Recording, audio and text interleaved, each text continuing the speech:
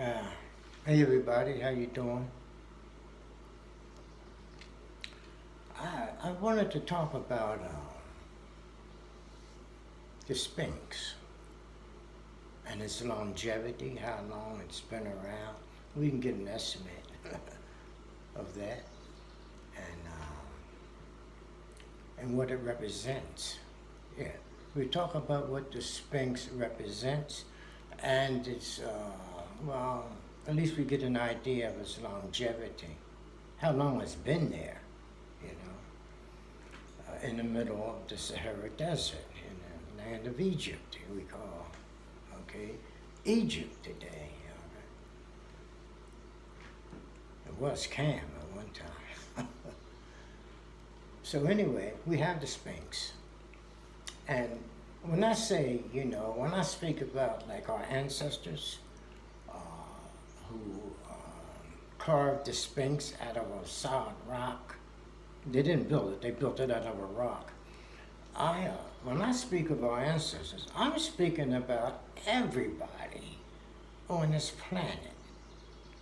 I'm talking about their ancestors.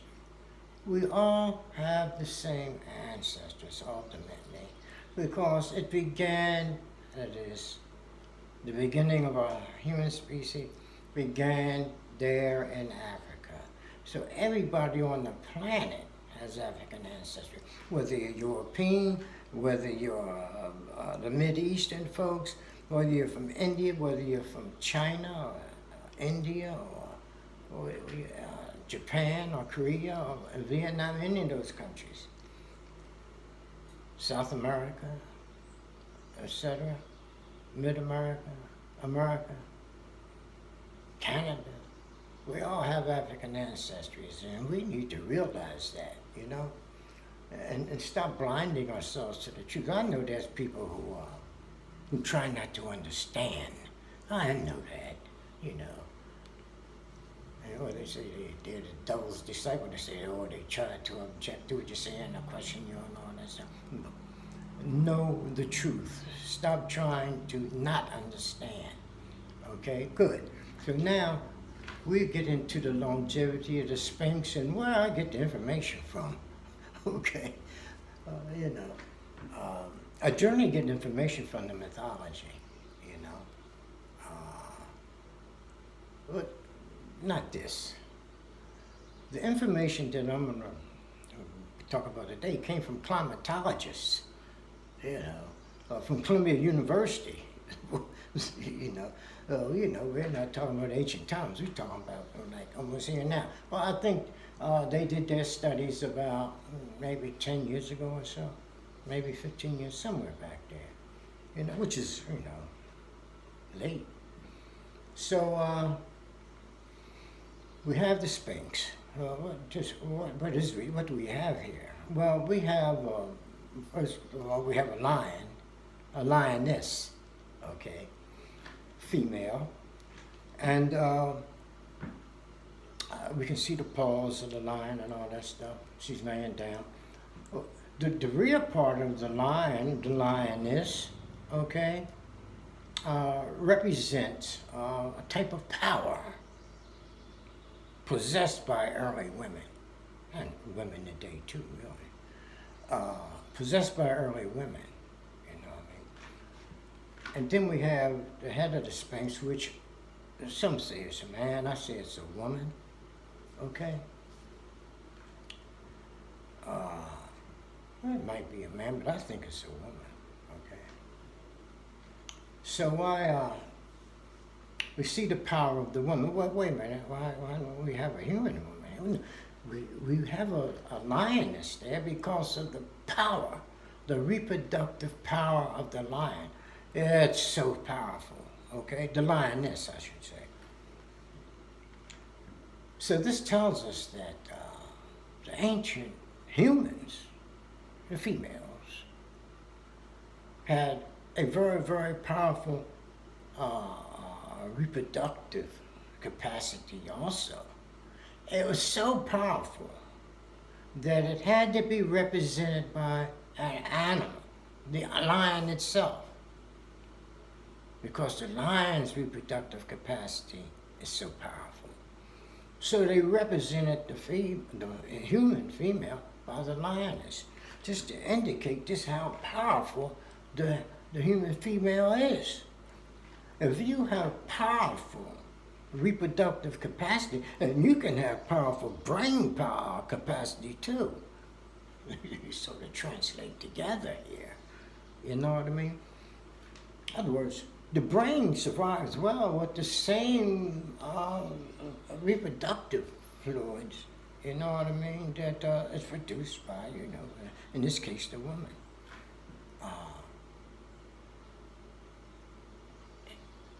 The same elements there at the lower member nourish the brain.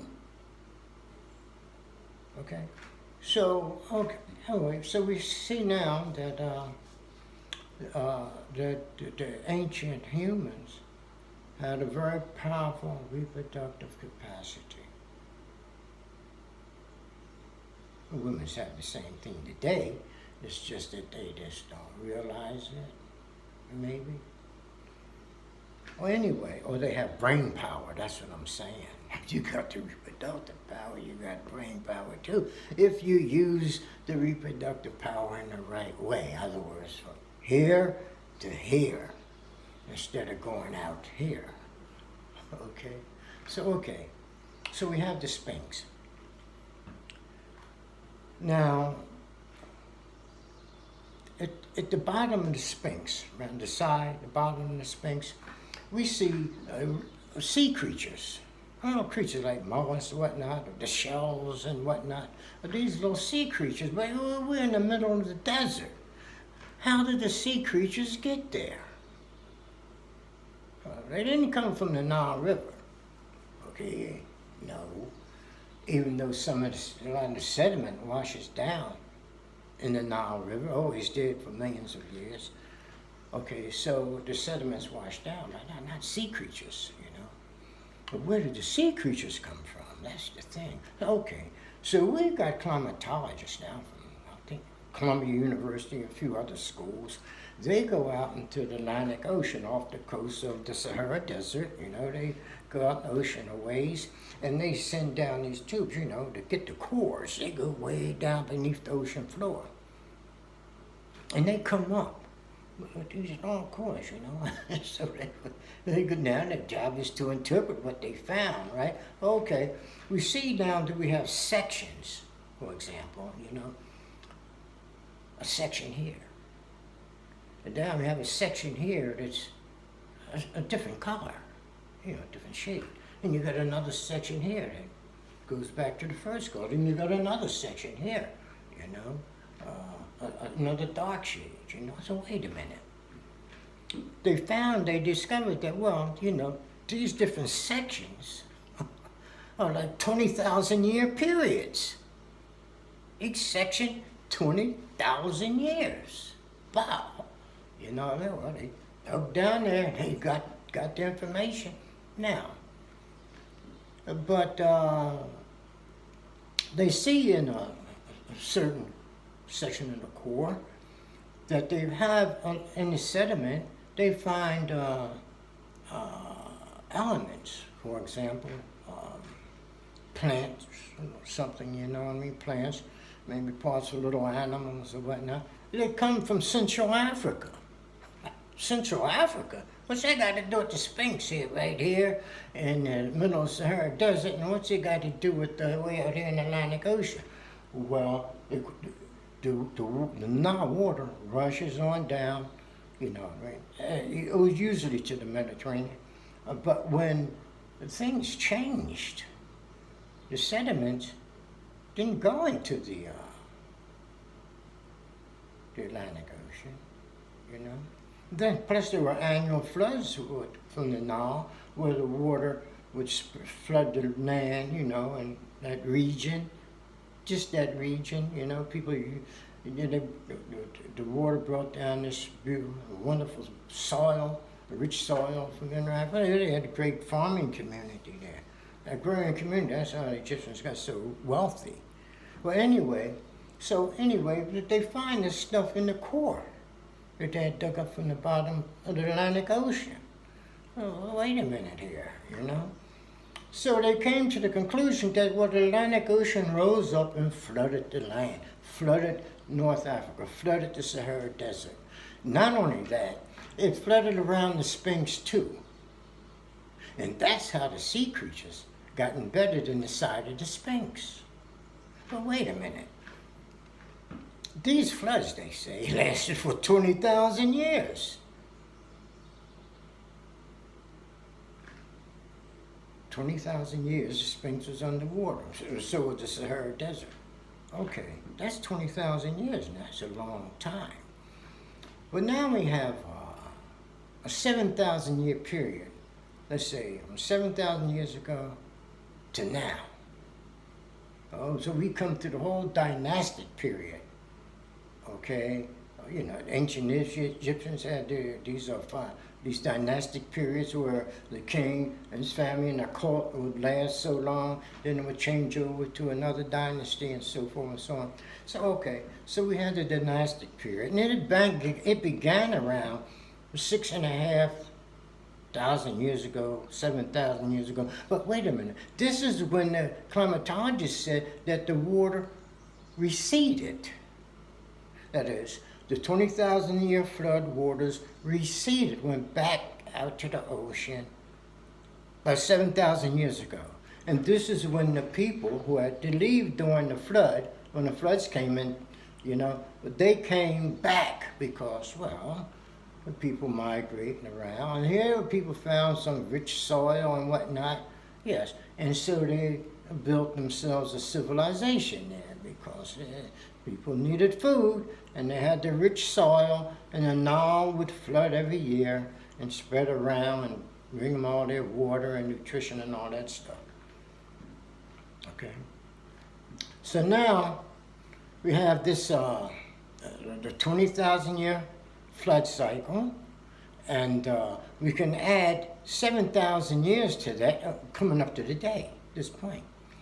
The waters receded 7,000 years ago. So, okay, the 7,000 years brings us to the day. So now, if we add, for example, this 7,000 years since the flood waters receded, and the 20,000 years that the flood waters were there covering the Sahara Desert, we got 27,000 years. But the Sphinx was there during the flood. That's how the sea creatures got embedded into the side of the Sphinx, the lower side. So now, that's, you know, the floor of the Atlantic Ocean. When it flooded the Sphinx, the bottom of the Sphinx is sitting at the bottom of the Atlantic Ocean. The Atlantic Ocean came all over there, you know. So now, we know, given that these, the climatologists have given us the information that there was a 20,000 year period, give or take a few thousand years, you know what I mean? But that's a long time. So let's say that we have 27,000 years. 27,000 years, the Sphinx, at least 27,000 years, the Sphinx had to be there. Because during the water period, when the floods came, you couldn't have built no Sphinx then. You're not going to go out in the middle of the ocean and build the Sphinx. So they didn't do that. The Sphinx was sitting there during that 20,000 year period, and the Sphinx is still there. And so we must give the Sphinx at least 27,000 years. That's a long time. But that's at least 27,000 years. The Sphinx could have been there longer than that. We still don't know when it was carved out of the rock. We just know that it has been there for at least 27,000 years. But when was it built? Well, it's a lion. You know, the hind part of it is a lion. This is associated maybe with Leo. Well, maybe it was built in the sign of Leo. But it couldn't have been built in the sign of a Leo 13,000 years ago because the flood waters was there 13,000 years ago. You see? Now, we're talking about Leo, we're talking about the zodiac, Okay. Now, the zodiac, and when you're talking about the precessional period, precession, the equinoxes and stuff like that, it's a 20,000 year period. So it wasn't built at the last time we was in the sign of Leo, which is a period of the sign of Leo will be a period of 2,155 years, something like that on average. It couldn't have been built 13,000 years ago, or say 7,000 years ago, 13,000 years, 20,000. It couldn't have been because the waters was all over the Sahara Desert. So if we can't give it, like, if we don't give it to 27,000 years, you know what I mean? We have to go for more years, you know? We have to add more years on. We have to go beyond the 27,000 year period, okay, before the last big 20,000 year flood came. So sometimes in that period, you know, maybe the Sphinx was built, but it's going to be older, you know, than 27,000 years, you know. Well, thanks to the climatologists, we have an idea. You know, it puts us in a ballpark, at least a ballpark of longevity. We know that the Sphinx ain't no 3,000 or 4,000 years old. We know that now because they're the sea creatures that are embedded in the side of the Sphinx, you know? Okay. The Sphinx represents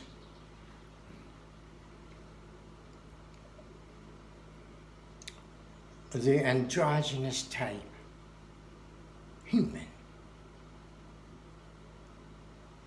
This takes us back to the time of the mother and child in terms of religious cult. This takes us back to the time of the mother and child. Now, the lion could have been a totem. It could have been the totem of a mother, or totem of the motherhood. It probably was at some point in time. In other words, the lion could have been a totem of the motherhood. You know what I mean? And explain to them how these things came about years ago, way back there, you know. And so they're celebrating, let's say, the power of the female. It also, so when it celebrates the hinder part, the female, the sexual region, when it celebrates that, it also celebrates the brain, you see, and brain power, you see.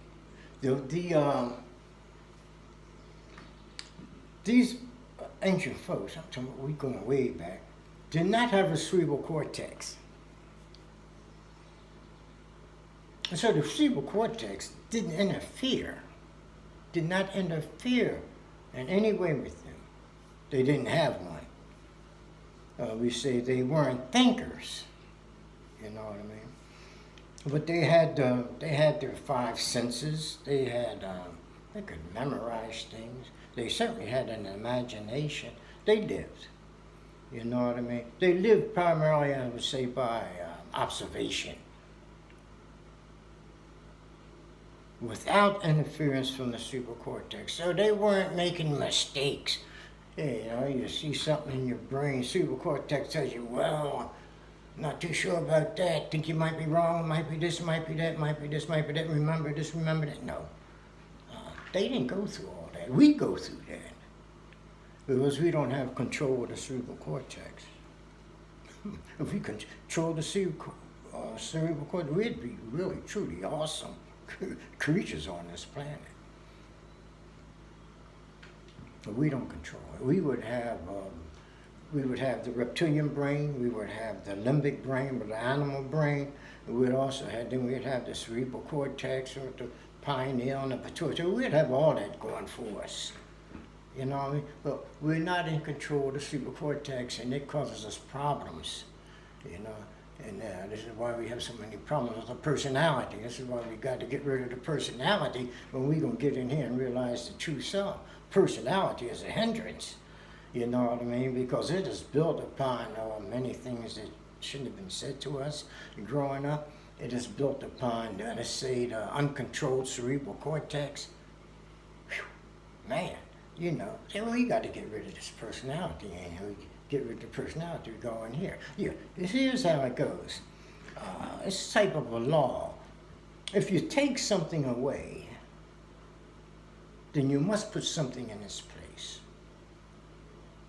It's all to keep the balance, to keep some type of balance. You know, well, that's the saying, that's the law.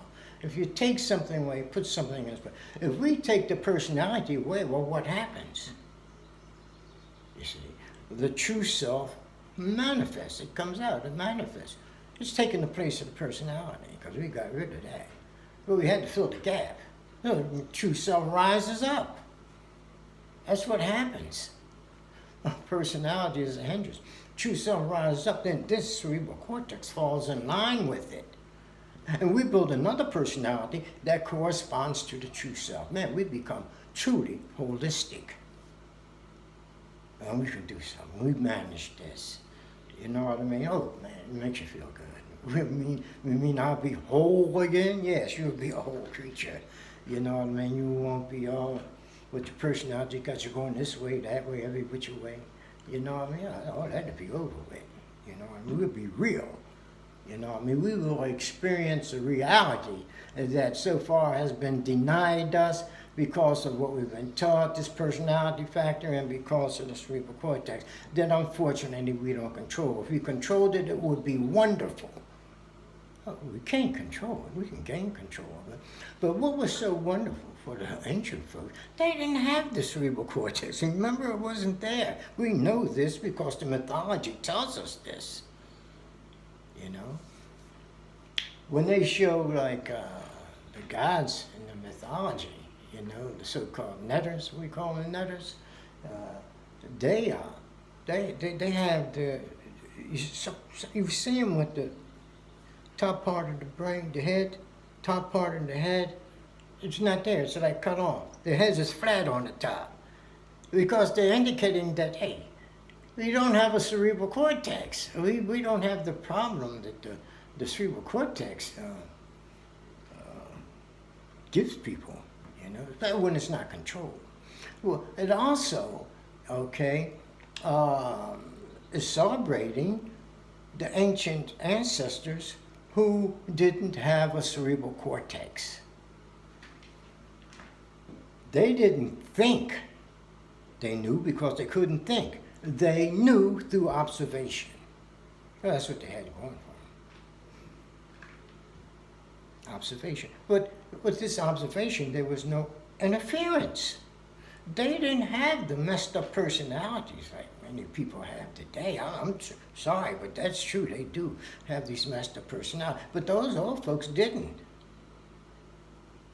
You know, those old folks, when these folks came, let's say, start moving around on the earth and so forth and so on, they needed food. This was their primary concern, food. Not going out having fun, shaking a leg or doing this or doing that.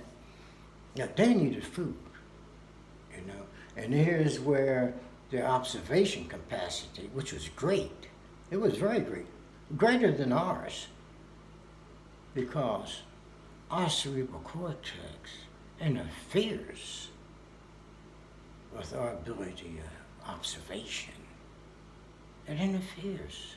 Those folks didn't have that interference. Their observation skills were really out of sight, powerful. But they didn't have the interference. They didn't have a raggedy personality causing them problems and all that stuff. They didn't have all that.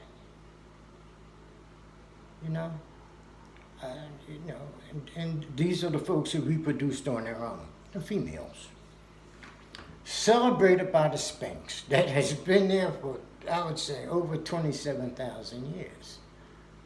And, you know, so when I make this claim, You know what I mean?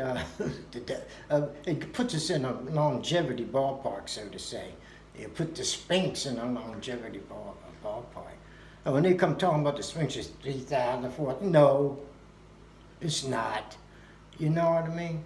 We're beginning to know certain things, what our ancestors did. So we celebrate our ancestors. Now we have the queens of the Kenite queens, Ethiopian queens, Kushite queens.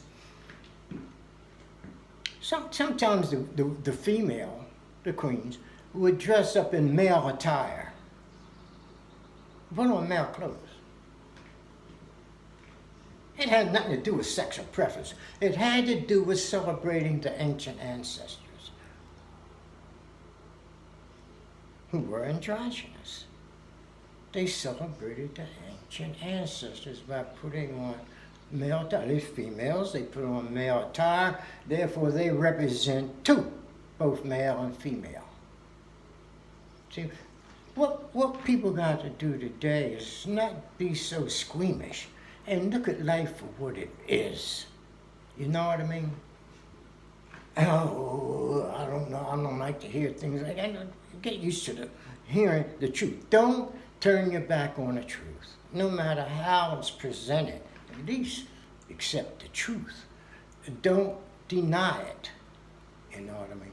Don't fight the truth unless you don't fight the truth. And you don't fight what comes to you unless you truly have a reasonable grounds. Unless you know better, then you can say, no, I can't accept that. You cannot reject things unless you understand, unless you know that you're about to reject is wrong. Other words, don't reject. You don't have to act on it, but you can keep it on the back burner. You know what I mean? Oh, some people be in the classroom, and the instructor might say something like, that they can't oh, no, I can't accept that.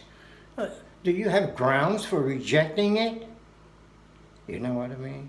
No, probably don't. You could, but you probably don't. You're rejecting it out of hand because of a bias. You just, oh no, that's wrong. I feel as though that's wrong. Somebody say, well, why is it wrong? I don't know. I just think it's wrong. We can't go that way. We reject things when we have reasonable information that tells us that what we've just heard is wrong. Then it's time to reject.